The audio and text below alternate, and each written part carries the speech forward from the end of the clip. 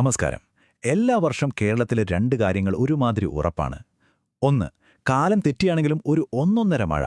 രണ്ട്, അതിനേക്കാൾ വലിയ ഒച്ചപ്പാടുണ്ടാകുന്ന ബജറ്റ്. ഈ ബജറ്റ് എന്ന് പറയുന്നത് ചിലർക്കൊക്കെ ഇത് കണക്കുകളുടെ ഒരു 2020 മാച്ചായിരിക്കും.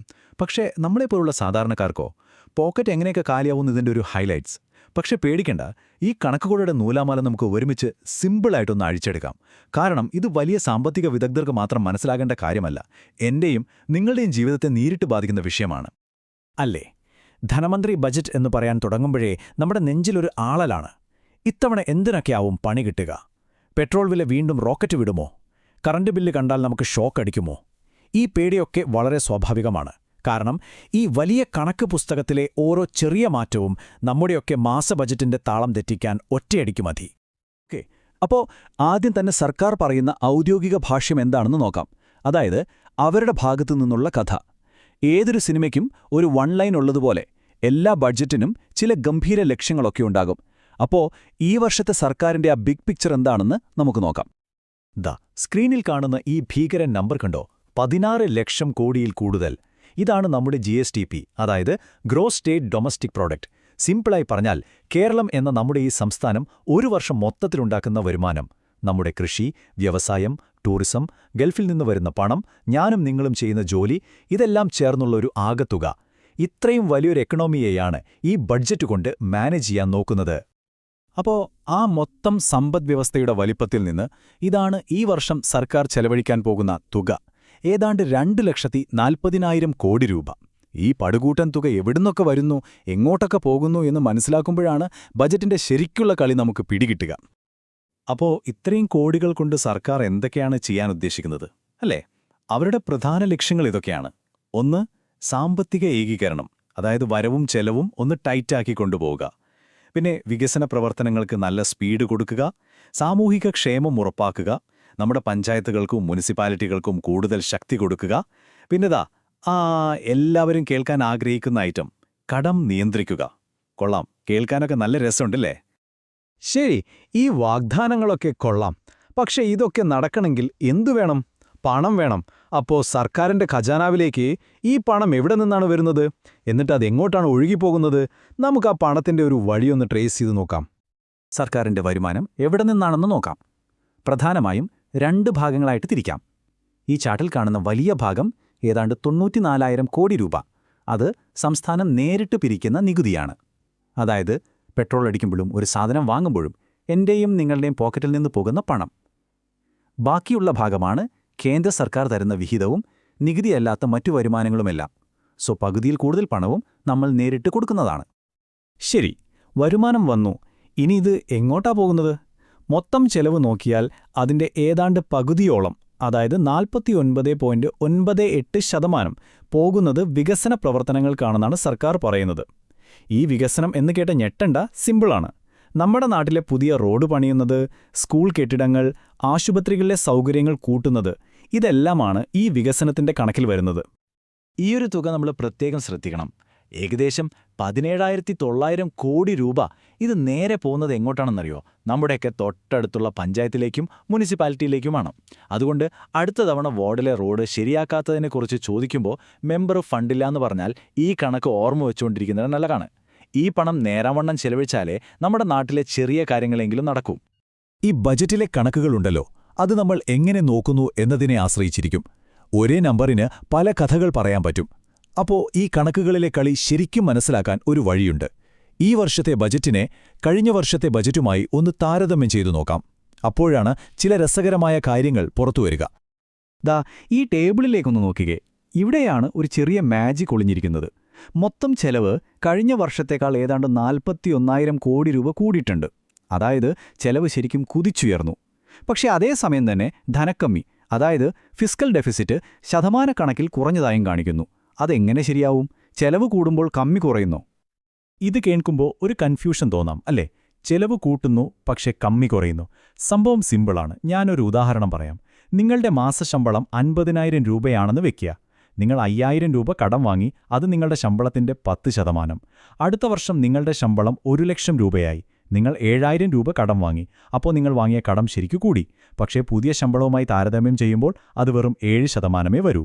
ഇതേ ലോജിക്കാണ് ഇവിടെയും. നമ്മുടെ സംസ്ഥാനത്തിന്റെ മൊത്തം വരുമാനം ആ GSDP വളർന്നതുകൊണ്ടാണ് ശതമാനക്കണക്കിൽ കമ്മി കുറഞ്ഞതായി തോന്നുന്നത്. പക്ഷേ യഥാർത്ഥത്തിൽ കടം വാങ്ങുന്നത് കുറഞ്ഞിട്ടില്ല. ഇനി ബജറ്റ് ചർച്ചയിലെ എക്കാലത്തെയും സൂപ്പർ സ്റ്റാർ വിഷയത്തിലേക്ക് വരാം. കടം. കേരളം കടത്തിൽ മുങ്ങിത്താഴുകയാണോ? ഓരോ മലയാളിയുടെ തലയിലും ശരിക്കും ലക്ഷക്കണക്കിന് രൂപയുടെ കടമുണ്ടോ? നമുക്ക് ആ കണക്കുകളിലേക്കൊന്ന് സൂക്ഷിച്ചു നോക്കാം. ഈ നമ്പറൊന്ന് മനസ്സിൽ വെച്ചോളൂ. 33.44%. ഇതാണ് നമ്മുടെ സംസ്ഥാനത്തിന്റെ കടം GSDPയുടെ അനുപാതം. അതായത് നമ്മൾ ഒരു വർഷം മൊത്തം 100 രൂപ സമ്പാദിക്കുന്നുണ്ടെങ്കിൽ അതിൽ 33 രൂപയിലധികവും നമ്മൾ നേരത്തെ വാങ്ങിവെച്ച കടമാണ്. അതാണിതിന്റെ ഒരു അവസ്ഥ. അപ്പോൾ സ്വാഭാവികമായും ഒരു ചോദ്യം വരും. ഈ കണക്കൊക്കെ കേൾക്കുമ്പോൾ പേടിയാകുന്നുണ്ട്. നമ്മൾ എന്താ ശ്രീലങ്കയൊക്കെ പോയ വഴിക്ക് പോവുകയാണോ? നമ്മൾ കടം കയറി മുടിയുമോ? ശരിക്കും ഈ ചോദ്യത്തിന് 2 വശമുണ്ട്. ഒരു നല്ല വാർത്തയും അല്പം പേടിപ്പെടുത്തുന്ന ഒരു കാര്യവും. ഇതിലെ നല്ല വാർത്ത എന്താണെന്ന് വെച്ചാൽ, ഞാൻ നേരത്തെ പറഞ്ഞ ആ ശതമാനക്കണക്ക്, അതായത് കടത്തിന്റെ അനുപാതം കഴിഞ്ഞ വർഷം 34.52%. ഇത്തവണയത് 33.44%. ചെറുതായി കുറഞ്ഞിട്ടുണ്ട്. അത് നല്ല കാര്യം. എന്നാൽ പേടിപ്പിക്കുന്ന വശമെന്തെന്നാൽ, കടത്തിന്റെ ആകെ തുക ഇപ്പോഴും ഒരുപാട് വലുതാണ്. അത് ഓരോ വർഷവും കൂടിക്കൊണ്ടേയിരിക്കുന്നു. ഈ ഒരു പോയിന്റാണ് സാമ്പത്തിക വിദഗ്ധരും പ്രതിപക്ഷവും എപ്പോഴും ചൂണ്ടിക്കാണിക്കുന്നത്. ഈ കടത്തിന്റെ കൂടെ തന്നെ നമ്മൾ മനസ്സിലാക്കേണ്ട ഒന്നാണ് റവന്യൂ കമ്മി. ഇത് കുറച്ചുകൂടി സീരിയസ് ആയ ഒരു വിഷയമാണ്. സിമ്പിളായി പറഞ്ഞാൽ, നമ്മുടെ വീട്ടിലെ കാര്യമെടുക്കാം. ആഹാരം, വാടക, കറന്റ് ബില്ല് തുടങ്ങിയ ദൈനംദിന ചിലവുകൾക്ക് പോലും നമ്മുടെ മാസവരുമാനം തികയുന്നില്ല. അപ്പോൾ നമ്മൾ എന്തു ചെയ്യും? അതിനും കടം വാങ്ങും. ഇതേ അവസ്ഥയാണ് സർക്കാരിനും. അതായത് ശമ്പളവും പെൻഷനും കൊടുക്കുന്നതുപോലുള്ള ദൈനംദിന കാര്യങ്ങൾക്ക് പോലും വരുമാനം തികയാതെ അതിനും കടം വാങ്ങേണ്ടി വരുന്നൊരു സാഹചര്യം. ഇത് അത്ര നല്ലൊരു സൂചനയല്ല. ഓക്കെ, നമ്മളിപ്പോൾ കുറേ വലിയ കണക്കുകളും കമ്മിയും കടവും ഒക്കെ പറഞ്ഞു. പക്ഷേ ഇതെല്ലാം കേട്ട് കഴിയുമ്പോൾ ഏറ്റവും പ്രധാനപ്പെട്ട ചോദ്യം ഇതാണ്: അവസാനം ഒരു സാധാരണക്കാരനായ എനിക്കും നിങ്ങൾക്കും ഇതുകൊണ്ട് എന്ത് കിട്ടും? നമ്മുടെ ജീവിതത്തിൽ എന്ത് മാറ്റമാണ് വരാൻ പോകുന്നത്?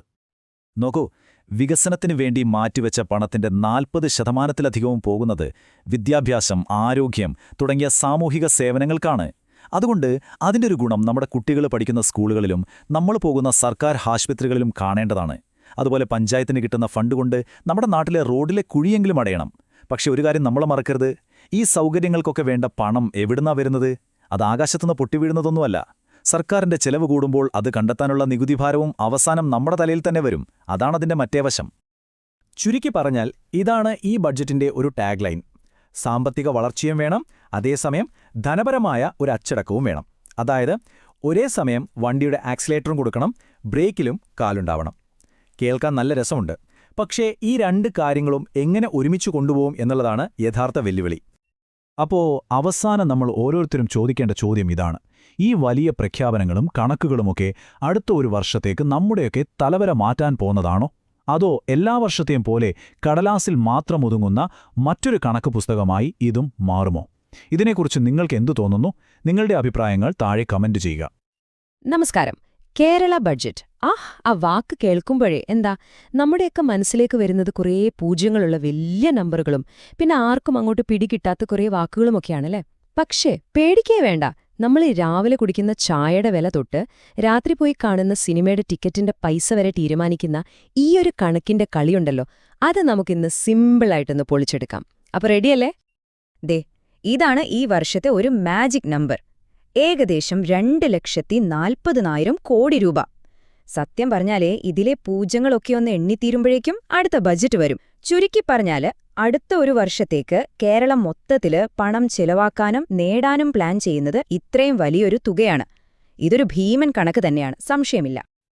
ഓക്കേ, ഈ കോടികളുടെ കണക്കൊക്കെ കേൾക്കാൻ നല്ല രസമുണ്ട്. പക്ഷെ ശരിക്കുള്ള ചോദ്യം അതല്ല. ഈ പണമൊക്കെ എങ്ങോട്ടാണ് ഒഴുകിപ്പോകുന്നത്? നമ്മുടെ നാട്ടിലെ ആ കുണ്ടും കുഴിയും നിറഞ്ഞ റോഡുകളിലേക്കാണോ? അതോ സർക്കാർ ഓഫീസുകളിലെ ഫയലുകൾക്കിടയിൽ എവിടെയെങ്കിലും കുടുങ്ങിക്കിടക്കുകയാണോ? വരൂ, ഈ പണം പോകുന്ന വഴിയൊന്ന് നമുക്ക് പിന്തുടർന്നോക്കാം. ഏതൊരു ബഡ്ജറ്റും ഒരു സിനിമയുടെ ട്രെയിലർ പോലെയാണ്. തുടക്കത്തിൽ എപ്പോഴും വലിയ വലിയ വാഗ്ദാനങ്ങളായിരിക്കും. ഈ വർഷത്തെ മെയിൻ ഡയലോഗ് ഇതാണ്: വളർച്ച, വളർച്ച, പിന്നെയും വളർച്ച. കേരളത്തിന്റെ സമ്പദ്വ്യവസ്ഥയെ ഒരു റോക്കറ്റ് പോലെ അങ്ങ് മുകളിലേക്ക് കുതിപ്പിക്കും എന്നാണ് പറയുന്നത്. നമുക്ക് നോക്കാം, ഈ റോക്കറ്റിൽ ഇന്ധനം വല്ലതുമുണ്ടോ എന്ന്. ഈ ഗ്രാഫ് കണ്ടില്ലേ? ഇതാണ് സർക്കാരിന്റെ ഈ വർഷത്തെ ഏറ്റവും വലിയ സ്വപ്നം. സംസ്ഥാനത്തിന്റെ മൊത്തം വരുമാനം, അതായത് നമ്മൾ ഈ പറയുന്ന GSDP, ഒറ്റയടിക്ക് ഒരു 14% കൂടുതൽ കൂട്ടണം. ഇതൊരു ചെറിയ കളിയല്ല കേട്ടോ. ഒരു ഹൈ ജമ്പ് മത്സരത്തിന് പോയിട്ട് നേരെ ഒളിമ്പിക്സ് റെക്കോർഡിടാൻ നോക്കുന്നത് പോലത്തെ ഒരു ടാർഗറ്റാണ്. ഈ ഒരൊറ്റ ലക്ഷ്യത്തിനു മുകളിലാണ് ഈ ബജറ്റ് മൊത്തത്തിൽ കെട്ടിപ്പൊക്കിയിരിക്കുന്നത്. ശരി, ഈ പറയുന്ന വലിയ വളർച്ചയൊക്കെ നടക്കണമെന്നുണ്ടെങ്കിൽ സർക്കാരിന്റെ പോക്കറ്റിൽ കാശ് വരണമല്ലോ. അതിനുമൊരു പ്ലാനൊക്കെയുണ്ട്. വരുമാനം ഒറ്റയടിക്ക് 33% കൂടുമത്രേ. കൊള്ളാം, കേൾക്കാനൊക്കെ നല്ല രസമുണ്ട്. പക്ഷെ എന്റെ ചോദ്യം വളരെ സിമ്പിളാണ്. എവിടുന്നാണ് പെട്ടെന്നിങ്ങനൊരു ലോട്ടറി അടിക്കാൻ പോകുന്നത്? ശരി, ഇനി നമുക്ക് ശരിക്കുള്ള കണക്കിലേക്ക് കടക്കാം. ഈ ബഡ്ജറ്റെന്ന് പറയുന്നത് അത്ര വലിയ സംഭവമൊന്നുമല്ല. നമ്മുടെയൊക്കെ വീട്ടിലെ ഒരു മാസ ബഡ്ജറ്റ് പോലെ തന്നെയാണ്. ഒരു സൈഡിൽ വരവ്, മറ്റേ സൈഡിൽ ചെലവ്. ഈ കളിയെ നിയന്ത്രിക്കുന്ന 2 പ്രധാനപ്പെട്ട വാക്കുകളുണ്ട്. നമുക്കാദ്യം അതൊന്ന് പരിചയപ്പെടാം. അതിൽ ആദ്യത്തേതാണ് റവന്യൂ ചെലവ്. സിമ്പിളായി പറഞ്ഞാൽ സർക്കാരിന്റെ ദൈനംദിന നടത്തിപ്പിനുള്ള പണം. അതായത് സർക്കാർ ഉദ്യോഗസ്ഥരുടെ ശമ്പളം, പെൻഷൻ, പിന്നെ നമ്മൾ വാങ്ങിക്കൂട്ടിയ കടത്തിന്റെ പലിശ, ഓഫീസുകളൊക്കെ പ്രവർത്തിപ്പിക്കാനുള്ള ചെലവ്, അങ്ങനെ നമ്മുടെ ഈ സർക്കാർ എന്ന വണ്ടി ഓടിപ്പോകാൻ വേണ്ട അത്യാവശ്യ കാര്യങ്ങൾ. ഇനി രണ്ടാമത്തത് മൂലധന ചെലവ്. ഇതാണ് ശരിക്കും പറഞ്ഞാൽ നാളേക്കുള്ളൊരു ഇൻവെസ്റ്റ്മെന്റ്.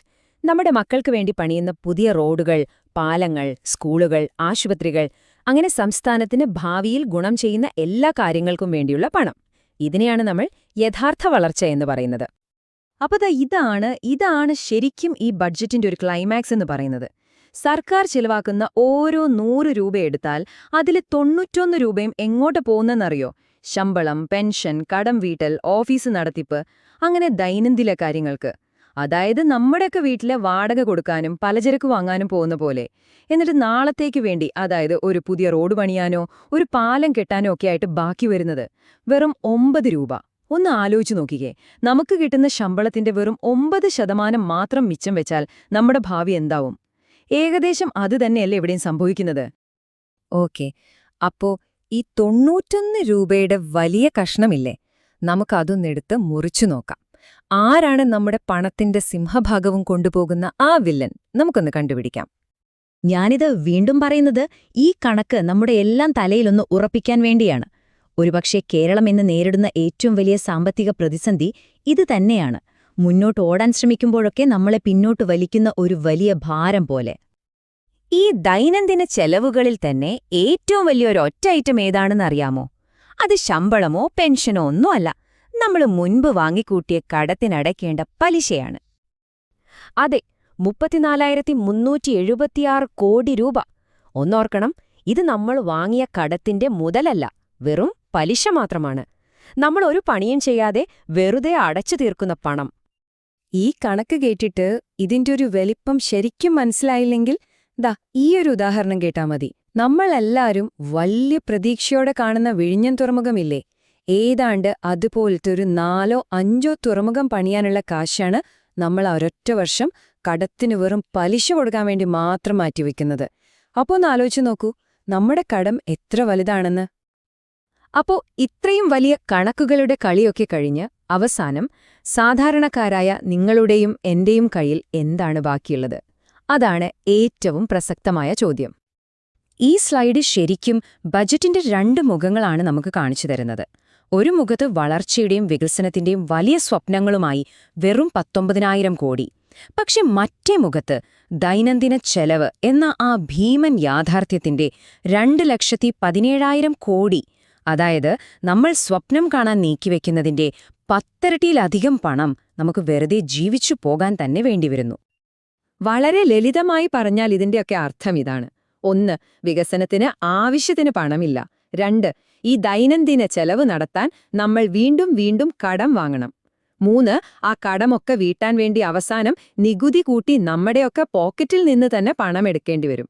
ഇതൊരു സംകുത ക്രൂബ് പോലിങ്ങനെ കറങ്ങിക്കൊണ്ടേയിരിക്കും. അപ്പം നമ്മുടെ അവസാനത്തെ ചോദ്യം ഇതാണ്. ഒരു വശത്ത് വളർച്ച എന്ന വലിയ സ്വപ്നം, മറുവശത്ത് കടം എന്ന കഠിനമായ യാഥാർത്ഥ്യം. ഈ കനം കുറഞ്ഞ ഒരു നൂൽപ്പാലത്തിലൂടെയുള്ള യാത്രയിൽ ഒന്ന് കാലിടറിയാൽ നമ്മുടെ സംസ്ഥാനത്തിന്റെ ഭാവി എന്താകും? ഇത് സർക്കാരിന്റെ മാത്രം ഉത്തരവാദിത്തമുള്ള ഒരു ചോദ്യമല്ല. ഈ ചോദ്യം നമ്മൾ ഓരോരുത്തരും സ്വയം ചോദിക്കേണ്ട സമയം അതിക്രമിച്ചിരിക്കുന്നു. നിങ്ങളുടെ അഭിപ്രായങ്ങൾ എന്താണെന്ന് കേൾക്കാൻ ഞാൻ കാത്തിരിക്കുന്നു. താഴെ കമന്റ് ചെയ്യുമല്ലോ. ഈ ചോദ്യം തന്നെ, കടം വാങ്ങിച്ച് കേരളം ഒരു ശ്രീലങ്കയെപ്പോലെ ആകുമോ? പത്രങ്ങളിലെ ലക്ഷം കോടിയുടെ കണക്കുകളും ചാനലുകളിലെ തീപ്പൊരി ചർച്ചകളും കേട്ടാൽ നമ്മൾ ആരും ഒന്ന് പേടിച്ചു പോവില്ലേ? പക്ഷേ ഈ പേടിക്ക് പിന്നിലെ യഥാർത്ഥ കണക്കുകളെന്താ? നമുക്കിതൊന്ന് കീറിമുറിച്ച് പരിശോധിച്ചാലോ? ഈ വലിയ ചോദ്യത്തിന് ഉത്തരം കണ്ടുപിടിക്കാൻ നമ്മളാരും വലിയ എക്കണോമിസ്റ്റ് ആവുകയൊന്നും വേണ്ട. ഈ ബജറ്റിന്റെ കളി മനസ്സിലാക്കാൻ വെറും 3 വാക്കുകൾ പഠിച്ചാൽ മതി. ഈ 3 വാക്കുകൾ പിടികെട്ടിയാൽ കഥയുടെ ഒരു രൂപം നമുക്ക് കിട്ടും. അപ്പോൾ റെഡിയല്ലേ? അപ്പോൾ നമുക്ക് നോക്കാം, ആരാണ് ഈ ബജറ്റ് സിനിമയിലെ 3 പ്രധാന കഥാപാത്രങ്ങൾ? ഇവരെ ഒന്ന് പരിചയപ്പെട്ടാൽ മതി. ക്ലൈമാക്സ് എന്താവെന്ന് നമുക്ക് ഏകദേശം ഒരു ഐഡിയ കിട്ടും. ഒന്നാമത്തെയാൾ റവന്യൂ കമ്മി. സംഭവം വളരെ സിമ്പിളാണ്. സർക്കാരിന് നികുതിയിൽ നിന്നൊക്കെ ഒരു വരുമാനം കിട്ടുമല്ലോ. അതേസമയം ശമ്പളം, പെൻഷൻ അങ്ങനെയുള്ള ദൈനംദിന ചെലവുകളുമുണ്ട്. ഈ ചെലവുകൾ വരുമാനത്തേക്കാൾ കൂടുമ്പോഴുണ്ടാവുന്നൊരു കുറവില്ലേ, അതാണ് റവന്യൂ കമ്മി. നമ്മുടെ മാസശമ്പളം വീട്ടുചെലവിന് തികയാതെ വരുന്നൊരവസ്ഥയില്ലേ, ഏതാണ്ട് അതുപോലെ തന്നെ. രണ്ടാമൻ ധനക്കമ്മി. ഇത് കുറച്ചുകൂടി സീനാണ്. നേരത്തെ പറഞ്ഞ ദൈനംദിന ചിലവിലെ കുറവ് നികത്തണം, പോരാത്തതിന് പുതിയ റോഡുകളും പാലങ്ങളൊക്കെ പണിയണം. ഇതിനെല്ലാം കൂടി സർക്കാർ ഒരു വർഷം വാങ്ങിക്കുന്ന മൊത്തം കടമാണ് ഈ ധനക്കമ്മി. അതായത് നമ്മുടെ മാസച്ചിലവിലെ കുറവും പിന്നെ വണ്ടിയുടെ EMIയും ഒക്കെ അടച്ചു തീർക്കാൻ നമ്മളൊരു ലോൺ എടുക്കില്ലേ, അതന്നെ സംഭവം. ഇനി മൂന്നാമൻ മൊത്തം കടം. ഇതാണ് പലരും പറയുന്ന യഥാർത്ഥ വില്ലൻ. കഴിഞ്ഞ കുറേ വർഷങ്ങളായി സർക്കാർ വാങ്ങിക്കൂട്ടിയ എല്ലാ കടങ്ങളും കൂടി ചേർത്താൽ കിട്ടുന്ന ആ ഭീമാകാരമായ സംഖ്യയില്ലേ, അതാണ് ഈ മൊത്തം കടം. നമ്മൾ പലപ്പോഴായി എടുത്ത ഹോം ലോണും കാർ ലോണും പേഴ്സണൽ ലോണും എല്ലാം ചേരുമ്പോൾ ഉണ്ടാകുന്ന ആകെ ബാധ്യത പോലെ. ഓക്കെ, അപ്പോൾ ഈ 3 വാക്കുകളും ഇപ്പോൾ ക്ലിയർ അല്ലേ? ഇനി ഈ വാക്കുകൾ വെച്ച് യഥാർത്ഥ കണക്കുകൾ സംസാരിക്കുമ്പോൾ കഥ എങ്ങോട്ടാ പോകുന്നതെന്ന് നോക്കാം. ആദ്യം നമുക്ക് റവന്യൂ കമ്മി നോക്കാം. അതായത് ദൈനംദിന ചിലവിലെ ആ കുറവ്. 2025-26 ഇത് സംസ്ഥാനത്തിന്റെ മൊത്തം വരുമാനത്തിന്റെ, അതായത് GSTPയുടെ 2.58%. പക്ഷേ ഈ പുതിയ ബജറ്റിൽ അത് 2.12% കുറയ്ക്കും എന്നാണ് പറയുന്നത്. അതായത് സർക്കാർ ചിലവ് ചുരുക്കി വരവ് കൂട്ടാൻ നോക്കുന്നുണ്ട്. ഇതൊരു പോസിറ്റീവ് സൈനാണല്ലേ? ഇനി ധനക്കമ്മി, അതായത് ആ വർഷം വാങ്ങിക്കുന്ന മൊത്തം കടം. ഇവിടെയും ഒരു നല്ല ട്രെൻഡ് കാണാനുണ്ട്. കണക്കുകൾ താഴോട്ടാണ്. 3.86% നിന്ന് 3.4% കുറയ്ക്കാനാണ് ലക്ഷ്യം. ഇതിൻ്റെയൊക്കെ അർത്ഥം എന്താ? സർക്കാർ ബെൽറ്റ് മുറുക്കാൻ തുടങ്ങിയിരിക്കുന്നു. കടം വാങ്ങുന്നത് കുറച്ചു കൊണ്ടുവരാൻ ഒരു ശ്രമം നടക്കുന്നുണ്ട്. പക്ഷേ ഈ കമ്മികളൊക്കെ കുറയ്ക്കുന്നു എന്നൊക്കെ പറയുമ്പോഴും പത്രങ്ങളുടെ 1-ാം പേജിൽ നമ്മൾ സ്ഥിരമായി കാണുന്നൊരു ഭീകരനുണ്ടല്ലോ, ആ മൊത്തം കടത്തിന്റെ കഥ എന്താ? ഇതാണ് 2026-27 കേരളത്തിനുണ്ടാകുമെന്ന് പ്രതീക്ഷിക്കുന്ന മൊത്തം കടം. 5,44,000 കോടിയിലധികം രൂപ. സത്യം പറഞ്ഞാൽ ഈ സംഖ്യ കാണുമ്പോൾ നമ്മളാരുമൊന്ന് ഞെട്ടിപ്പോകും. ഈ ഗ്രാഫ് ഒന്ന് നോക്കിക്കേ. നമ്മുടെ എല്ലാം പേടി ശരിവെക്കുന്ന കണക്കുകളാണ്. കടത്തിന്റെ മൊത്തം തുക റോക്കറ്റ് പോലെ മുകളിലേക്ക് തന്നെയാണ് പോകുന്നത്. അതിലൊരു തർക്കവുമില്ല. 4.35 ലക്ഷം കോടിയിൽ നിന്ന് അത് 5.44 ലക്ഷം കോടിയിലേക്ക് കുതിക്കുകയാണ്. അപ്പോ ഇതാണ് ലക്ഷം കോടിയുടെ ചോദ്യം. കടത്തിന്റെ തുക ഇങ്ങനെ കൂടിക്കൊണ്ടേയിരിക്കുന്നത് എപ്പോഴും ഒരു ദുരന്തമാണോ? ഇവിടെയാണ് ഈ ബജറ്റിലെ യഥാർത്ഥ ട്വിസ്റ്റ് ഒളിഞ്ഞിരിക്കുന്നത്. ഈ കടമെന്ന വലിയ മലയെ മറികടക്കാൻ സർക്കാർ ഒരു മാസ്റ്റർ പ്ലാൻ വെച്ചിട്ടുണ്ട്. ആ പ്ലാനിന്റെ രഹസ്യം കിടക്കുന്നത് സംഖ്യയിലല്ല, മറിച്ച് അനുവാദത്തിലാണ്. ഇതാണ് സർക്കാരിന്റെ ഗെയിം പ്ലാൻ. ശ്രദ്ധിച്ചു കേൾക്കണം. സർക്കാരിന്റെ ഫോക്കസ് കടത്തിന്റെ ആ വലിയ സംഖ്യയിലല്ല, മറിച്ച് നമ്മുടെ സംസ്ഥാനത്തിന്റെ മൊത്തം സാമ്പത്തിക വളർച്ചയുമായി താരതമ്യം ചെയ്യുമ്പോൾ ആ കടം എത്ര വലുതാണ് എന്നതിലാണ്. അതായത് കടം ഒരു വശത്ത് കൂടുമ്പോഴും മറുവശത്ത് നമ്മുടെ സമ്പദ്വ്യവസ്ഥ അതിനേക്കാൾ വേഗത്തിൽ വളർത്തുക. അപ്പോൾ എന്ത് സംഭവിക്കും? കടത്തിന്റെ ഭാരം ആനുപാതികമായി കുറയും. 34.87% നിന്ന് 33.44%. ഇതാണ് സ്ട്രാറ്റജി. ഇതിനെ നമ്മുടെ സ്വന്തം കാര്യം വെച്ച് ചിന്തിച്ചാൽ മതി. നമ്മുടെ ലോൺ ചിലപ്പോൾ കൂടുമായിരിക്കും, പക്ഷെ നമ്മുടെ ശമ്പളം അതിനേക്കാൾ വേഗത്തിൽ കൂടിയാലോ? അപ്പോൾ പിന്നെ പേടിക്കാനില്ലല്ലോ. ആ ലോൺ നമുക്ക് മാനേജ് ചെയ്യാൻ പറ്റും. അതേ ഐഡിയ തന്നെയാണ് ഇവിടെയും സർക്കാർ പയറ്റുന്നത്.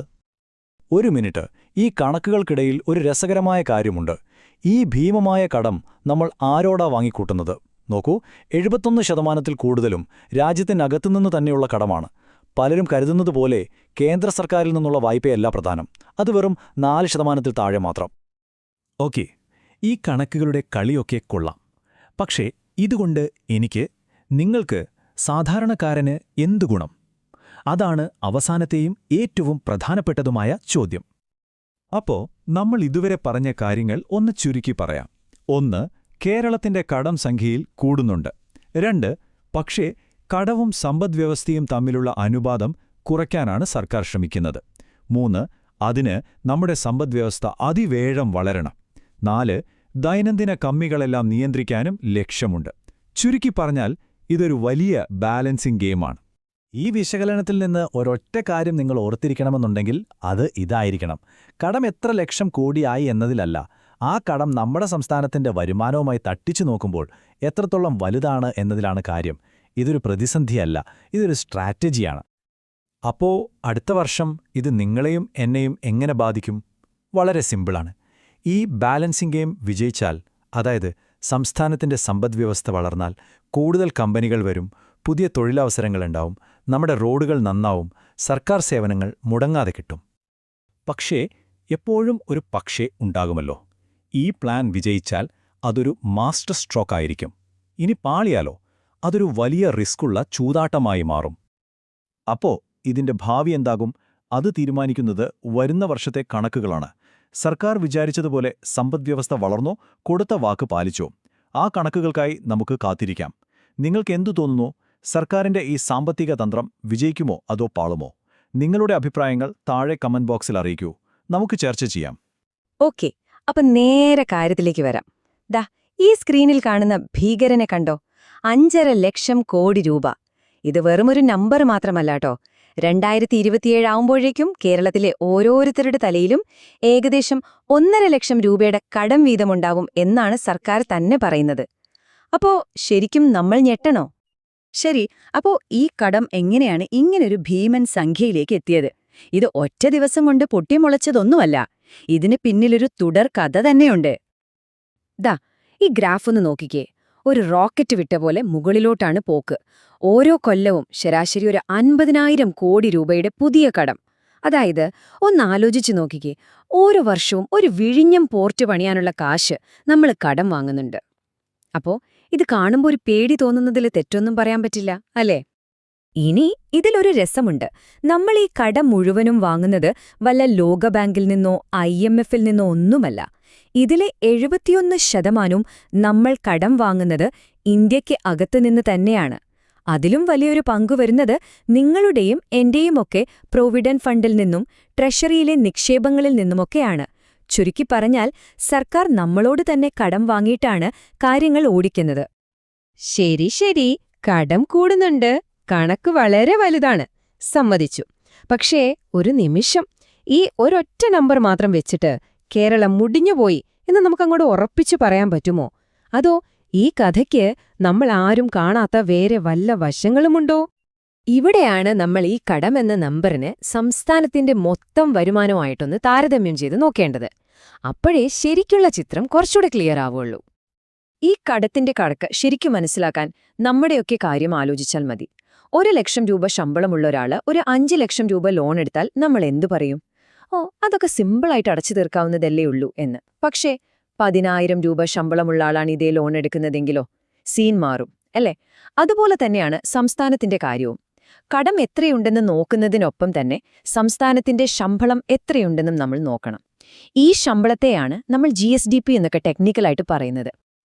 ഇനി ഈ സ്ലൈഡിലേക്കൊന്ന് ശ്രദ്ധിച്ചേ. ഇവിടെയാണ് കഥയിൽ ഒരു ട്വിസ്റ്റ് വരുന്നത്. കടത്തിന്റെ മൊത്തം കണക്ക് വലുതാവുന്നുണ്ടെങ്കിലും നമ്മുടെ സംസ്ഥാനത്തിന്റെ വരുമാനവുമായിട്ട് താരതമ്യം ചെയ്യുമ്പോൾ കടത്തിന്റെ ഒരു ഭാരമുണ്ടല്ലോ, അത് പതുക്കെ കുറഞ്ഞു വരുന്നുണ്ട്. അതായത് സിമ്പിളായി പറഞ്ഞാൽ നമ്മുടെ ശമ്പളം കൂടുന്ന സ്പീഡ് ലോൺ കൂടുന്ന സ്പീഡിനേക്കാൾ കൂടുതലാണ്. ഇതാണ് ഗവൺമെന്റ് മുന്നോട്ട് വയ്ക്കുന്ന ഏറ്റവും പ്രധാനപ്പെട്ട ഒരു പോയിന്റ്. അപ്പോ ചുരുക്കി പറഞ്ഞ ഇതാണ് സംഭവം. ഒരു വശത്ത് കടത്തിന്റെ മൊത്തം തുക കൂടിക്കൊണ്ടേയിരിക്കുന്നു. അത് നമ്മളെ പേടിപ്പിക്കുകയും ചെയ്യുന്നുണ്ട്. പക്ഷെ മറുവശത്ത് സംസ്ഥാനത്തിന്റെ വരുമാനവുമായി താരതമ്യം ചെയ്യുമ്പോൾ കടത്തിന്റെ ആ ഭാരം പതുക്കെ പതുക്കെ കുറഞ്ഞും വരുന്നുണ്ട്. രണ്ടും ഒരേ സമയം നടക്കുന്ന യാഥാർത്ഥ്യങ്ങളാണ്. ഓക്കെ, കടത്തിന്റെ ഭാരം കുറയുന്നുണ്ട് എന്നത് ഒരാശ്വാസം, സമ്മതിച്ചു. പക്ഷെ എന്നാലും ഒരു ചോദ്യം അവിടെ ബാക്കിയുണ്ട്. എന്തിനാ നമ്മളിങ്ങനെ കടം വാങ്ങിക്കൂട്ടുന്നത്? ഈ പൈസയൊക്കെ ശരിക്കും എങ്ങോട്ടാ പോകുന്നത്? വെറുതെ ശമ്പളവും പെൻഷനും കൊടുത്ത് തീർക്കാൻ വേണ്ടി മാത്രമാണോ? നമുക്ക് നോക്കാം സർക്കാർ ഈ കടം വാങ്ങിയ പണം എവിടെയാണ് പ്രധാനമായും ഉപയോഗിക്കുന്നത് എന്ന് ഈ ബജറ്റ് രേഖകൾ തന്നെ പറയുന്നത് എന്താണെന്ന്. ഇവിടെയാണ് ബജറ്റിലെ ഒരു സൂപ്പർ സ്റ്റാർ എൻട്രി വരുന്നത്. മൂലധന ചെലവ് അല്ലെങ്കിൽ ക്യാപിറ്റൽ എക്സ്പെൻഡിച്ചർ. സിമ്പിളായിട്ട് പറഞ്ഞാൽ ഇത് നമ്മൾ വീട് വെക്കാനും സ്ഥലം വാങ്ങാനുമൊക്കെ ഉപയോഗിക്കുന്ന പണം പോലെയാണ്. അതായത് നാളേക്കൊരു മുതൽക്കൂട്ടാകുന്ന കാര്യങ്ങൾ. പുതിയ റോഡുകൾ, പാലങ്ങൾ, സ്കൂളുകൾ, ആശുപത്രികൾ, ഇവയൊക്കെ ഭാവിയിൽ സംസ്ഥാനത്തിന് വരുമാനമുണ്ടാക്കിത്തരാൻ സാധ്യതയുള്ള ആസ്തികളാണ്. അപ്പൊ സർക്കാർ പറയുന്നത് ഇതാണ്, ഈ കടം വാങ്ങുന്നത് വെറുതെ ദൈനംദിന കാര്യങ്ങൾക്ക് വേണ്ടി മാത്രമല്ല, മറിച്ച് സംസ്ഥാനത്തിന്റെ വളർച്ചയ്ക്ക് വേണ്ടിയുള്ളൊരു ഇൻവെസ്റ്റ്മെന്റ് ആയിട്ടാണ് ഇതിനെ കാണേണ്ടതെന്ന്. ഈ ഗ്രാഫ് നോക്കൂ. റോഡും പാലവും പണിയാനും മറ്റടിസ്ഥാന സൗകര്യങ്ങൾ ഒരുക്കാനുമൊക്കെ സർക്കാർ കൂടുതൽ പണം ചെലവഴിക്കുന്നതായി കാണാം. വരുന്ന 3 വർഷം കൊണ്ട് ഏകദേശം 50,000 കോടി രൂപയാണ് ഇതിനുവേണ്ടി മാത്രം മാറ്റിവെക്കുന്നത്. ഇത് നമ്മുടെ നാടിന്റെ മുഖഛായ മാറ്റാൻ സഹായിക്കുമോ? 24% വർധനവ്. ഇത് വെറുമൊരു കണക്കല്ല. നമ്മുടെ അടിസ്ഥാന സൗകര്യ വികസനത്തിൽ ഒരു ഗിയർ ഷിഫ്റ്റ് നടത്താനാണ് സർക്കാർ ശ്രമിക്കുന്നത് എന്നതിന്റെ വ്യക്തമായ സൂചനയാണിത്. ഇനിയിതാ മറ്റൊരു കണക്ക്: ഫലപ്രദമായ മൂലധന ചെലവ്. ഇത് നേരത്തെ പറഞ്ഞ മൂലധന വിനിയോഗത്തിന്റെ കൂടെ ഈ അടിസ്ഥാന സൗകര്യ വികസനത്തിനു വേണ്ടി കൊടുക്കുന്ന ഗ്രാന്റുകളും കൂടി ചേർത്തുള്ള ഒരു കണക്കാണ്. അപ്പോൾ മൊത്തം തുക 30,000 കോടി കവിയും. അതായത് കടം വാങ്ങുന്ന പണം വെറുതെ ദൂർത്തളിക്കല്ല, മറിച്ച് നാളേക്ക് വേണ്ടി ഇൻവെസ്റ്റ് ചെയ്യാണ് എന്നാണ് സർക്കാരിന്റെ വാദം. അപ്പോ ഇതിൽ നിന്നൊക്കെ നമുക്ക് എന്താണ് മനസ്സിലാക്കാൻ പറ്റുന്നത്? ഇതൊരു തന്ത്രപരമായ കളിയാണോ അതോ കൈവിട്ടുപോയ കളിയാണോ? നമ്മൾ ഇതുവരെ പറഞ്ഞ കാര്യങ്ങളൊന്ന് ചുരുക്കിയാൽ ഇങ്ങനെയിരിക്കും. 1. കേരളത്തിന്റെ കടം സംഖ്യാപരമായി കൂടുന്നുണ്ട്. അതിലൊരു തർക്കവുമില്ല. 2. പക്ഷേ സംസ്ഥാനത്തിന്റെ വരുമാനം വളരുന്നതിനനുസരിച്ച് നോക്കുമ്പോൾ കടത്തിന്റെ ഭാരം കുറഞ്ഞു വരുന്നുണ്ട്. 3. ഈ കടം വാങ്ങുന്ന പണത്തിന്റെ വലിയൊരു ഭാഗം റോഡുകളും പാലങ്ങളും പോലുള്ള ദീർഘകാല നിക്ഷേപങ്ങൾക്കാണ് സർക്കാർ ഉപയോഗിക്കുന്നത്. അപ്പോൾ അവസാനത്തെ ചോദ്യം ഇതാണ്: കടം വാങ്ങി നാട് നന്നാക്കുന്ന ഈ സ്ട്രാറ്റജി വിജയിക്കുമോ? ഇതൊരു മാസ്റ്റർ പ്ലാനാണോ അതോ വലിയൊരു റിസ്ക് എടുക്കലാണോ? കാരണം സർക്കാർ പ്രതീക്ഷിക്കുന്ന വേഗതയിൽ സംസ്ഥാനത്തിന്റെ വരുമാനം വളർന്നില്ലെങ്കിൽ നമ്മളൊരു കടക്കിണിയിൽ വീഴാനുള്ള സാധ്യതയുണ്ട്. മറുവശത്ത് ഈ നിക്ഷേപങ്ങളൊക്കെ വിജയിച്ചാൽ കേരളത്തിന്റെ ഭാവി ശോഭനമാകുകയും ചെയ്യും. ഈ കണക്കുകളൊക്കെ കണ്ടിട്ട് നിങ്ങൾക്ക് എന്തു തോന്നുന്നു? ഇതൊരു നല്ല നീക്കമാണോ അതോ കൈവിട്ട കളിയാണോ? നിങ്ങളുടെ അഭിപ്രായം താഴെ കമന്റ് ചെയ്യുമല്ലോ, നമുക്ക് ചർച്ച ചെയ്യാം. നമസ്കാരം. കേരള ബജറ്റ് കേൾക്കുമ്പോൾ തന്നെ ചിലർക്ക് ഉറക്കം വരും, അല്ലേ? ചിലർക്ക് ഇതൊരു രാഷ്ട്രീയ കളിയാണ്. പക്ഷെ സത്യം പറഞ്ഞാൽ നമ്മുടെയൊക്കെ പോക്കറ്റിന്റെ താക്കോലിരിക്കുന്നത് ഈ കണക്കുകളിലാണ്. അപ്പോൾ അധികം ബോറടിപ്പിക്കാതെ ഈ വർഷത്തെ ബജറ്റിന്റെ ഉള്ളറകളിലേക്ക് നമുക്കൊന്ന് ഇറങ്ങിച്ചെന്നാലോ? അപ്പോൾ ബജറ്റ് ഒരു ബോറൻ വിഷയമാണോ? ശരിക്കും പറഞ്ഞാൽ അതെ. ലക്ഷം കോടിയുടെ കണക്കും സാമ്പത്തിക ശാസ്ത്രവുമൊക്കെ കേൾക്കുമ്പോൾ ആർക്കാ ഉറക്കം വരാത്തത്? പക്ഷേ ആ ഉറക്കത്തിലാണ് പലപ്പോഴും നമുക്ക് പണി കിട്ടുന്നത്. കാരണം നമ്മൾ വാങ്ങുന്ന ഓരോ സാധനത്തിൻ്റെയും വില, നമ്മുടെ കറണ്ട് ബില്ല്, കുണ്ടും കുഴിയുമുള്ള റോഡ്, എന്തിനെ കിട്ടുന്ന പെൻഷൻ വരെ തീരുമാനിക്കുന്നത് ഈ കണക്കുകളാണ്. സർക്കാർ നമ്മുടെ കയ്യിൽ നിന്ന് എത്ര രൂപ പിരിക്കും, തിരിച്ച് നമുക്കെന്ത് തരും എന്നതിൻ്റെ ഒരു വാർഷിക കണക്കെടുപ്പാണ് സംഭവം. അതുകൊണ്ട് ഇത് നമുക്ക് പ്രധാനപ്പെട്ട കാര്യമാണ്. അപ്പോൾ എന്താണ് നമുക്ക് വേണ്ടി ഈ ബജറ്റിലുള്ളത്? ശരിക്കും പറഞ്ഞാൽ ഇതൊരു പഴയ സിനിമയുടെ റീറിലീസ് പോലെയാണ്. വലിയ ഞെട്ടിക്കുന്ന പ്രഖ്യാപനങ്ങളോ പുതിയ പദ്ധതികളോ ഒന്നും പ്രതീക്ഷിക്കണ്ട. സർക്കാർ ഒരു സേഫ് ഗെയിം കളിക്കുകയാണ്. കാണ്ടില്ലേ, തദ്ദേശ സ്ഥാപനങ്ങൾക്ക് കുറച്ചുകൂടി പണം കൊടുക്കും, കിഫ്ബിക്ക് ഗ്യാരണ്ടി കൊടുക്കും, പിന്നെ പെൻഷൻ മുടങ്ങില്ലെന്ന് ഉറപ്പു തരും. കൂട്ടിന് നമ്മുടെ എല്ലാം അവസാന പ്രതീക്ഷയായ ലോട്ടറിയും. ചുരുക്കി പറഞ്ഞാൽ ക്ഷേമവും വികസനവും എന്ന സ്ഥിരം ട്രാക്കിൽ നിന്ന് വണ്ടി ഒരിഞ്ച് മാറിയിട്ടില്ല. എല്ലാം ഓൾമോസ്റ്റ് പഴയപടി തന്നെ. ഓക്കെ, വാഗ്ദാനങ്ങളൊക്കെ കൊള്ളാം. പക്ഷേ ഇതൊക്കെ നടക്കണമെങ്കിൽ പണം വേണ്ടേ? ഖജനാവിൽ കാശ് വേണം. അപ്പോൾ എവിടെ നിന്നാണ് ഈ പണം വരുന്നത്? നമുക്ക് നോക്കാം. സർക്കാരിന്റെ വരുമാനത്തിന്റെ ഏറ്റവും വലിയ പങ്ക് വരുന്നത് നമ്മൾ കൊടുക്കുന്ന ടാക്സിൽ നിന്നാണ്. അതായത് സ്റ്റേറ്റിന്റെ സ്വന്തം നികുതി വരുമാനം. ഏകദേശം 94,000 കോടി രൂപ. കഴിഞ്ഞ വർഷത്തേക്കാൾ ഒരു 12% കൂടുതൽ പിരിച്ചെടുക്കാനാണ് പ്ലാൻ. എന്നുവെച്ചാൽ നമ്മുടെ കയ്യിൽ നിന്ന് കൂടുതൽ പണം ഖജനാവിലേക്ക് എത്തുമെന്ന് സർക്കാർ അങ്ങ് ഉറപ്പിച്ചിരിക്കുകയാണ്. പിന്നെ കേന്ദ്രം തരുന്ന ഗ്രാൻഡും ലോട്ടറി എടുക്കുന്ന നമ്മുടെയൊക്കെ നല്ല മനസ്സും. ശരി, പണം വന്നു. ഇനി അത് പോകുന്ന വഴി എങ്ങോട്ടാണെന്ന് നോക്കാം. വരുന്ന പണത്തിന്റെ ഏതാണ്ട് പകുതിയോളം വികസന പ്രവർത്തനങ്ങൾക്കാണ് മാറ്റിവെക്കുന്നത്. ആരോഗ്യം, വിദ്യാഭ്യാസം, അതൊക്കെ നല്ല കാര്യമാണ്. പക്ഷേ ബാക്കി വലിയൊരു ഭാഗം പോകുന്നത് എങ്ങോട്ടാണെന്നറിയോ? ശമ്പളം കൊടുക്കാനും പെൻഷൻ കൊടുക്കാനും പിന്നെ നമ്മൾ എടുത്തുവെച്ച കടത്തിന് പലിശ അടയ്ക്കാനുമാണ്. ഇതൊരു മാറാത്ത ശീലമായി പോയി. ഇതുവരെ നമ്മൾ കണ്ടതൊക്കെ ഒരു സാധാരണ ബജറ്റിന്റെ ഭാഗമാണ്. പക്ഷേ ഇനി പറയാൻ പോകുന്നതാണ് ഈ ബജറ്റിലെ ഏറ്റവും വലിയ ട്വിസ്റ്റ്. കേരള സർക്കാരിന്റെ ഒരു വലിയ ചൂതാട്ടം എന്നുതന്നെ വേണമെങ്കിൽ പറയാം. ഈ കണക്കുകളിലേക്ക് ഒന്ന് സൂക്ഷിച്ചു നോക്കിക്കേ. കഴിഞ്ഞ വർഷം കേന്ദ്ര സർക്കാരിൽ നിന്ന് നമുക്ക് ഗ്രാൻഡായി കിട്ടിയത് ഏകദേശം 7,200 കോടി രൂപ. ഈ വർഷം സർക്കാർ പ്രതീക്ഷിക്കുന്ന എത്രയെന്നറിയോ? 26,500 കോടി. എവിടെയെങ്കിലും ഒരു ലോട്ടറി അടിച്ചാൽ പോലും കിട്ടാത്ത വർധനവാണിത്. ഏതാണ്ട് 4 ഇരട്ടി. അപ്പോൾ ഇതെങ്ങനെ സംഭവിക്കും? ഈ കാണുന്ന ഭീമമായ തുകയുടെ പിന്നിലെ രഹസ്യം ഇതാണ്. Post devolution revenue deficit grant എന്ന പേരിൽ 14,137 കോടി രൂപ കിട്ടുമെന്ന പ്രതീക്ഷ. ഇതിലെ ഏറ്റവും വലിയ കോമഡി എന്താണെന്ന് വെച്ചാൽ കഴിഞ്ഞ 2 വർഷവും ഈ ഇനത്തിൽ നമുക്ക് കിട്ടിയത് വട്ടപൂജ്യമാണ്, 0. അതെ, 16ാം ധനകാര്യ കമ്മീഷൻ കനിഞ്ഞാൽ ഈ പണം നമ്മുടെ അക്കൗണ്ടിൽ വരും. അവർ കൈമലർത്തിയാൽ ബജറ്റിന്റെ മൊത്തം കണക്കുകൂട്ടലും തെറ്റും. ചുരുക്കി പറഞ്ഞാൽ നമ്മുടെ ഖജനാവിലൊരു താക്കോൽ തിരുവനന്തപുരത്തും അതിനേക്കാൾ പ്രധാനപ്പെട്ട മറ്റേ താക്കോൽ ഡൽഹിയിലുമാണെന്ന് സാരം. പക്ഷേ യഥാർത്ഥ ചോദ്യം ഇതാണ്: ഈ പണം ഉറപ്പായും വരുമോ? ഈയൊരു പ്രതീക്ഷയുടെ പുറത്ത് ബഡ്ജറ്റ് അവതരിപ്പിക്കുന്നത് ശരിയാണോ? ഇതിനൊരുത്തരം കിട്ടണമെങ്കിൽ നമ്മൾ സർക്കാരിന്റെ കഴിഞ്ഞ വർഷത്തെ പ്രോഗ്രസ് റിപ്പോർട്ടൊന്ന് നോക്കണം. വാഗ്ദാനങ്ങൾ കേൾക്കാൻ നല്ല രസമാണ്, പക്ഷേ യാഥാർത്ഥ്യം പലപ്പോഴും വേറൊന്നായിരിക്കും. നമുക്ക് കഴിഞ്ഞ വർഷത്തെ ബജറ്റിൽ പറഞ്ഞതും യഥാർത്ഥത്തിൽ നടന്നതും തമ്മിലൊന്ന് താരതമ്യം ചെയ്തു നോക്കാം. ഇത് നോക്കൂ, കഴിഞ്ഞ വർഷം റവന്യൂ കമ്മി 1.9% പിടിച്ചു നിർത്തുമെന്നാണ് പറഞ്ഞത്. പക്ഷേ വർഷം കഴിഞ്ഞപ്പോൾ അത് 2.58%. വികസനത്തിന് ഏകദേശം 27,000 കോടി രൂപ ചെലവാക്കുമെന്ന് പറഞ്ഞു. പക്ഷേ ചെലവാക്കിയത് 25,000 കോടി മാത്രം. വാക്കും പ്രവൃത്തിയും തമ്മിൽ എപ്പോഴും ഒരു ചെറിയ അകലമുണ്ട്. ഈ ഒരു ട്രാക്ക് റെക്കോർഡ് വെച്ചുകൊണ്ടാണ് നമ്മൾ കേന്ദ്രത്തിൽ നിന്ന് 4 ഇരട്ടി പണം പ്രതീക്ഷിച്ചിരിക്കുന്നത്. ഇതിനിടയിൽ വേറൊരു കാര്യമുണ്ട്. കേന്ദ്രം പണം തരുന്നില്ല എന്ന് നമ്മൾ പരാതിപ്പെടുമ്പോഴും നമ്മൾ തന്നെ പിരിക്കാമെന്ന് പറഞ്ഞ സ്വന്തം നികുതിയുടെ ലക്ഷ്യം പോലും കഴിഞ്ഞ വർഷം പൂർത്തിയാക്കാൻ പറ്റിയിട്ടില്ല. അതായത് മറ്റൊരാളുടെ കനിവിന് കാത്തുനിൽക്കുന്നതിന് മുമ്പ് സ്വന്തം ജോലി കൃത്യമായി ചെയ്യണ്ടേ? ഈ അമിത പ്രതീക്ഷയൊക്കെ സർക്കാരിന്റെ ഒരു സ്ഥിരം പരിപാടിയാണെന്ന് തോന്നുന്നു. ഇനി നമ്മുടെ സാമ്പത്തിക രംഗത്തെ ഏറ്റവും വലിയൊരു ചോർച്ചയെക്കുറിച്ച് പറയാം. 21,100 കോടി രൂപ. ഈ തുക എത്ര വലുതാണെന്ന് നിങ്ങൾക്ക് മനസ്സിലാകുന്നുണ്ടോ? ഈ പണം ഉണ്ടായിരുന്നെങ്കിൽ കൊച്ചി മെട്രോയുടെ 2ാം ഘട്ടം പോലുള്ള എത്രയോ പ്രൊജക്ടുകൾ നമുക്ക് പൂർത്തിയാക്കാമായിരുന്നു. സംസ്ഥാനത്തെ മുഴുവൻ ആളുകൾക്കും 2 വർഷത്തിലധികം സാമൂഹ്യ സുരക്ഷാ പെൻഷൻ മുടങ്ങാതെ കൊടുക്കാമായിരുന്നു. നമ്മുടെ റവന്യൂ കമ്മിയുടെ വലിയൊരു ഭാഗം തന്നെ ഇതുകൊണ്ട് അടച്ചു തീർക്കാമായിരുന്നു. അത്രയും വലിയൊരു തുകയാണ് നമുക്ക് പിരിച്ചെടുക്കാൻ പറ്റാതെ പോകുന്നത്. ഓക്കെ, അപ്പോൾ ഈ പ്രതീക്ഷകളും കണക്കിലെ കളികളും യാഥാർത്ഥ്യങ്ങളുമൊക്കെ സാധാരണക്കാരായ നമ്മളെ എങ്ങനെയാണ് ബാധിക്കാൻ പോകുന്നത്? അടുത്തൊരു വർഷം എന്ത് സംഭവിക്കും? നമ്മുടെ മുന്നിൽ 2 സാധ്യതകളാണുള്ളത്. സിനാരിയോ 1: സർക്കാർ പ്രതീക്ഷിച്ച പോലെ കേന്ദ്രം പണം തന്നു. അങ്ങനെയെങ്കിൽ പെൻഷനൊന്നും മുടങ്ങില്ല, വികസന പദ്ധതികൾ മുന്നോട്ടു പോകും, തൽക്കാലം നമ്മുടെ പോക്കറ്റിന് വലിയ ഭാരമുണ്ടാവില്ല. ഇനി സിനാരിയോ 2: കേന്ദ്രം കൈമലർത്തി. അപ്പോൾ പിന്നെ കഥ മാറും. പെൻഷൻ വൈകാൻ തുടങ്ങും, പുതിയ പദ്ധതികളൊക്കെ കടലാസിലൊതുങ്ങും. ഏറ്റവും പ്രധാനമായി സർക്കാരിന്റെ കണ്ണ് നേരെ നമ്മുടെ പോക്കറ്റിലേക്ക് വരും. പുതിയ ടാക്സുകൾ, ഫീസുകൾ, എന്തും പ്രതീക്ഷിക്കാം. അപ്പോ ഈ കഥ എങ്ങോട്ടാണ് പോകുന്നതെന്നറിയാൻ നമ്മൾ 3 കാര്യങ്ങൾ ശ്രദ്ധിച്ചാൽ മതി. 1. 16ാം ധനകാര്യ കമ്മീഷന്റെ റിപ്പോർട്ട് വരുമ്പോൾ അതിൽ കേരളത്തിന് അനുകൂലമായി എന്തെങ്കിലും ഉണ്ടോ എന്ന് നോക്കുക. 2.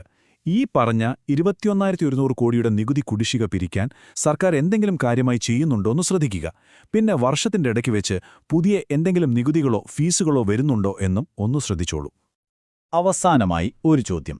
ഈ ബഡ്ജറ്റ് ശരിക്കും സർക്കാരിന്റെ ഒരു ദീർഘവീക്ഷണമുള്ള സാമ്പത്തിക പദ്ധതിയാണോ, അതോ അതിമോഹം നിറഞ്ഞ ഒരു കണക്കിലെ കളി മാത്രമാണോ?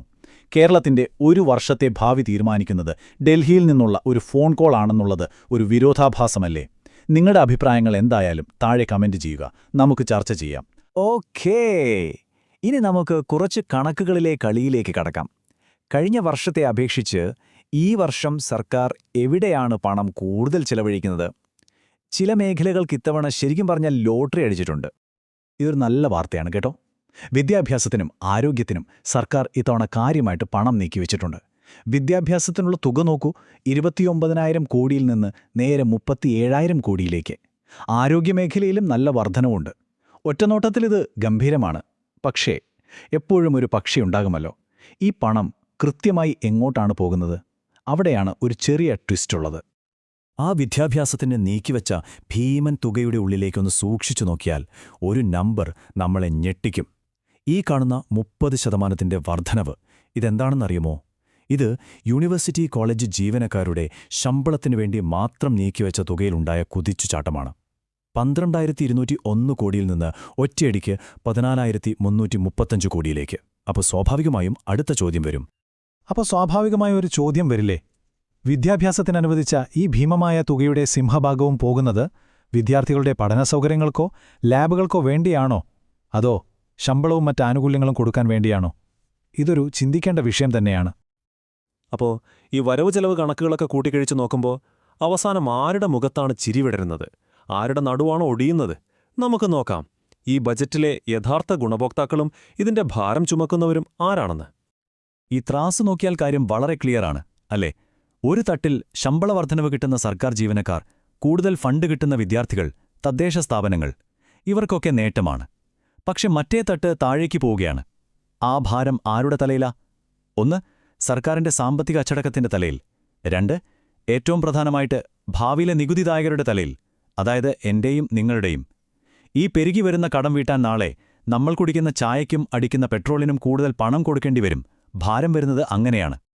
ബജറ്റ് പ്രസംഗത്തിലെ വാഗ്ദാനങ്ങൾ കേൾക്കാനൊക്കെ നല്ല രസമാണ്, ഭയങ്കര പ്രതീക്ഷ നൽകും. പക്ഷേ യാഥാർത്ഥ്യത്തിന്റെ കണ്ണാടിയിൽ നോക്കുമ്പോൾ ഈ ചിത്രം എങ്ങനെയിരിക്കും? കഴിഞ്ഞ വർഷം പറഞ്ഞതും ഇക്കൊല്ലം നടന്നതും തമ്മിൽ വല്ല പൊരുത്തവുമുണ്ടോ? നമുക്കൊന്ന് പരിശോധിക്കാം. വിമർശകരും സാമ്പത്തിക വിദഗ്ധരും പ്രധാനമായും ഉന്നയിക്കുന്നൊരു വാദമാണിത്. പത്രങ്ങളിലൊക്കെ നമ്മൾ സ്ഥിരം കാണുന്ന തലക്കെട്ടാണ്, സംസ്ഥാനത്തിന്റെ കടം ഇങ്ങനെ പെരുകി വരുമ്പോൾ ഇത്രയും വലിയ വാഗ്ദാനങ്ങൾ വെക്കുന്നൊരു ബജറ്റ് എത്രത്തോളം പ്രായോഗികമാണ്? അതാണ് പ്രധാന ചോദ്യം. ഇതാണ് കേരളത്തിന്റെ ഏറ്റവും പുതിയ കടബാധ്യത, 5.44 ലക്ഷം കോടി രൂപ. ഇതൊരു ചെറിയ സംഖ്യയല്ല. കേരളത്തിലെ ഓരോ വ്യക്തിയുടെ പേരിലും ഏകദേശം 1.5 ലക്ഷം രൂപയുടെ കടമുണ്ട് എന്ന് വേണമെങ്കിൽ പറയാം. ഓരോ വർഷവും ഈ സംഖ്യ മുകളിലേക്ക് കുതിച്ചുകൊണ്ടിരിക്കുകയാണ്. ഈ കടം ഇങ്ങനെ കൂടുന്നതിന്റെ പ്രധാന കാരണം ഇതാണ്, ധനക്കമ്മി അഥവാ ഫിസ്ക്കൽ ഡെഫിസിറ്റ്. സിമ്പിളായി പറഞ്ഞാൽ നമ്മുടെ വരവിനേക്കാൾ കൂടുതലാണ് നമ്മുടെ ചെലവ്. ആ ഗ്യാപ്പ് നികത്താൻ നമ്മൾ കടം വാങ്ങുന്നു. ഈ ധനക്കമ്മി കഴിഞ്ഞ വർഷത്തേക്കാൾ കൂടിയിരിക്കുകയാണ്. അതിനർത്ഥം നമ്മുടെ ചെലവ് നിയന്ത്രിക്കുന്നതിൽ സർക്കാർ കൂടുതൽ പിന്നോട്ട് പോയിരിക്കുന്നു എന്ന് തന്നെയാണ്. ഇതാണ് വാഗ്ദാനവും യാഥാർത്ഥ്യവും തമ്മിലുള്ള പ്രധാനപ്പെട്ട വ്യത്യാസം. കമ്മി കുറയ്ക്കുമെന്ന് പറഞ്ഞു, പക്ഷേ അത് കൂടി. 21,100 കോടി രൂപയുടെ നികുതി പിരിച്ചെടുക്കാൻ ബാക്കി കിടക്കുന്നു. അതേസമയം പുതിയ റോഡുകളും പാലങ്ങളും പണിയാൻ നീക്കിവച്ച പണം മുഴുവനായി ചിലവഴിക്കാനും സർക്കാരിന് കഴിയുന്നില്ല. ഈ പണമൊക്കെ കിട്ടിയിരുന്നെങ്കിൽ ഒരുപക്ഷെ ഇത്രയധികം കടം വാങ്ങേണ്ടി വരില്ലായിരുന്നു. ഇതൊക്കെയാണ് മുന്നിലുള്ള പ്രധാന വെല്ലുവിളികൾ. അപ്പോൾ ഏറ്റവും നിർണായകമായ ചോദ്യം ഇതാണ്, ഈ കണക്കുകളും വാഗ്ദാനങ്ങളുമൊക്കെ വരുന്ന 12 മാസം എന്റെയും നിങ്ങളുടെയും ജീവിതത്തെ എങ്ങനെയാണ് ബാധിക്കാൻ പോകുന്നത്? അപ്പോൾ അടുത്തൊരു വർഷത്തേക്ക് നമുക്ക് എന്ത് പ്രതീക്ഷിക്കാം? ചുരുക്കി പറഞ്ഞാൽ ഇങ്ങനെയാണ് കാര്യങ്ങൾ. സാമൂഹ്യ പെൻഷനുകൾ മുടങ്ങാതെ കിട്ടുമെന്ന് പ്രതീക്ഷിക്കാം. പക്ഷേ സർക്കാരിന്റെ കാലിയായ ഖജാനാവ് നിറയ്ക്കാൻ പുതിയ ഏതെങ്കിലും നികുതിയോ സെസ്സോ നമ്മുടെ തലയിൽ വന്നേക്കാം. അതിനുള്ള സാധ്യതയുണ്ട്. സർക്കാർ ജോലിയുള്ളവർക്ക് ശമ്പളം കിട്ടുമെന്നത് ഉറപ്പാണ്. പക്ഷേ ഇതെല്ലാം ഒരു വലിയ പക്ഷിയുടെ പുറത്താണ് നിൽക്കുന്നത്. നമ്മൾ തുടക്കത്തിൽ പറഞ്ഞ ആ 3 ഇരട്ടി കേന്ദ്ര സഹായം എന്ന ബമ്പർ ലോട്ടറി അടിച്ചാൽ മാത്രമേ ഈ വാഗ്ദാനങ്ങൾക്കെല്ലാം ശരിക്കുമൊരു നിലനിൽപ്പുള്ളൂ. അവസാനിപ്പിക്കുമ്പോൾ ഈയൊരു ചോദ്യം ഞാൻ നിങ്ങൾക്ക് മുന്നിൽ വയ്ക്കുകയാണ്. ക്ഷേമ പദ്ധതികൾ മുടങ്ങാതെ മുന്നോട്ട് കൊണ്ടുപോകുമെന്ന ഒരു പ്രതീക്ഷ നൽകുന്ന ബജറ്റാണോ ഇത്?